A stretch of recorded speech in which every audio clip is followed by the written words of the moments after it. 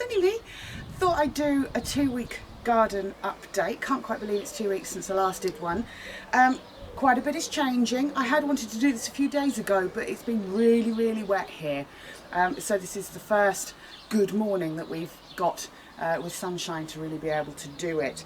Good for the garden though, not complaining that I haven't had to water. So, as you can probably see on the arch behind me, the honeysuckle has really come out. I haven't, oh yes, you can smell it actually, if you get up close. That will soon perfume from a distance, but it's really come out beautifully. My husband cut back the hedges and these a little bit, gave them a bit of a trim last week, so it's really helped bring out the honeysuckle. Something else that I've done in the last couple of weeks is just a bowl with some clear pebbles in them. I saw this on I think it was either Wildlife Trust or RSPB, because bees have a difficulty in getting water. They would drown if that was just water.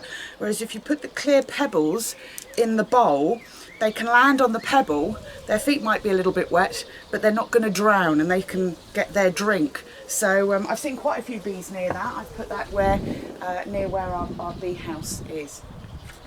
Rhubarb doesn't seem to be doing very much this year. Neither does my mother-in-law's. We bought her a head of rhubarb for Mother's Day, and she doesn't seem to be getting much off it yet either. And I really can't remember whether or not we should be getting much off it yet. Having had such great weather during spring, it's confused me, if not the plants. Coming on through, my lavender. Can't remember if I had my lavender last time that I recorded a video. Got lavender from the local supermarket that we go to. So excited. I completely wiped them out. I could do with some more, to be honest, but I will take what I have got at the moment. So these are really coming on quite nicely, especially with all the rain that we've had. Allium's still doing nicely. Bees are still enjoying them. Funnily enough, these ones here that get a little bit of shade have lasted longer than the ones that are in full sun. Our raspberry plants are really coming up a treat, with fruit on them now on both sides of the garden. The only trouble is that somehow, when I come down the garden to get a bowl from the kitchen and come back and pick them, somehow they've magically disappeared. Can't imagine what's going on there. But you can't beat fresh fruit off the plant, can you? So yeah, I do tend to pick at those as I come down the garden. The plant that I transplanted from a shadier area seems to be really picking up. There's quite a lot of new growth on there, which is good. Likewise with the one in the middle that I transplanted, quite a lot of new growth on that, so they seem to be happy where they are. My tomato plants have gone in, so I'm pinching them out to make sure that they shoot upwards rather than outwards. I'll be honest, I can't remember what this is. This is either a broccoli, a cabbage, or Brussels sprouts. But again, doesn't matter, it's growing, that's all that really matters. Lots of food for the birds, which are loving it. They could easily eat me out of house and home. I bought a ground feeder. Pigeons will eat that. I think blackbirds can be ground feeders as well. So that's full of food. It is a little bit wet, but it will, I'm sure it will disappear in the next few days. These are coming out nicely. Can't remember what these are. I probably have got a, oh, I have got a label. What does the label say? Penstemon. Phoenix something blossom. No idea. But they're rather pretty. I bought those last year, so they've come on nicely, as have these, and again I can't remember what these are, the fronds.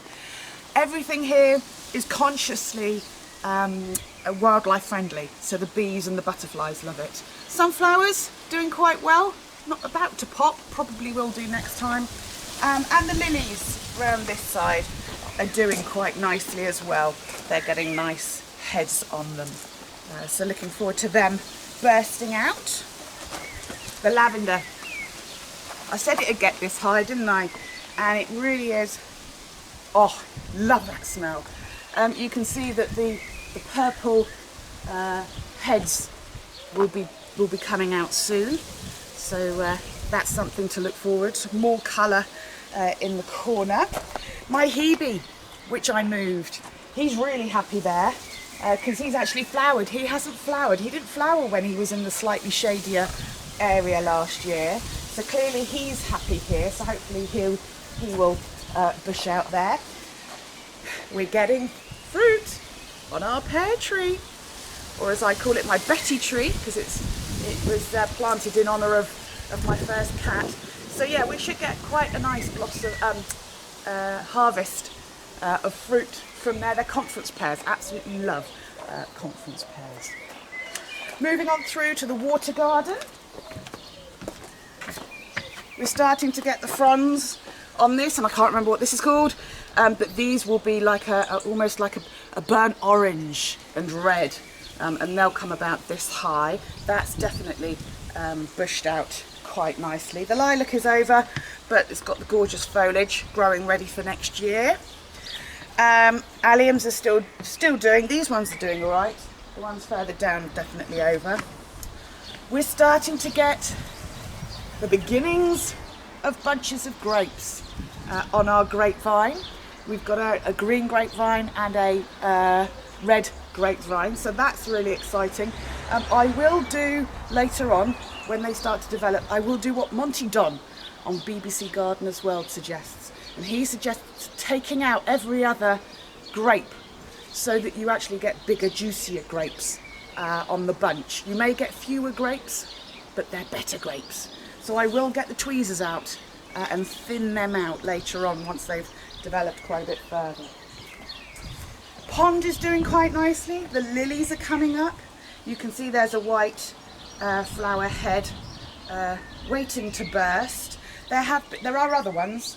I think they must be hiding, but they'll come out when the sunshine comes out. We have had the waterfall on, which has been nice. My husband trimmed the hedge behind a little bit more harshly than I thought, but that's okay because that'll make it thicker, and of course it will grow back, so you can't really go wrong when you're cutting for things back in the garden.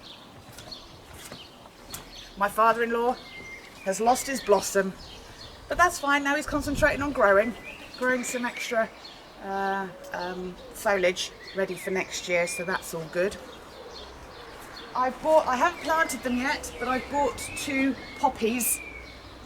Do love a poppy, so I will pop them in there. A little bit of red colour in the corner there. Not sure what's going on here. I did plant a packet of seeds, sprinkled them to see what would happen. I think it's just gone to weeds, to be honest. But again, that doesn't matter. You know, the nature doesn't care whether it looks pretty or not. What else have we got?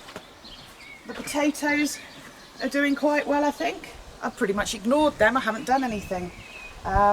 So they got a good soaker yesterday. The mint is going a little bit, not growing quite so mad as usual. I'm not quite sure why.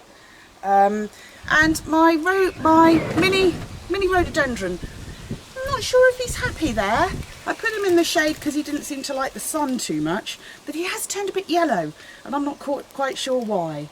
But I won't let him suffer there too long. If need be, I'll move him again, just to make sure that he finds a spot that he likes. So that's it really. That's how the garden is doing at the moment. Quite a few things on the horizon. I'm sure by the time I record another update in a couple of weeks, there will be more colour and there will be more things happening. So I hope you enjoyed that. Thanks for watching, and I shall see you very soon. Take care.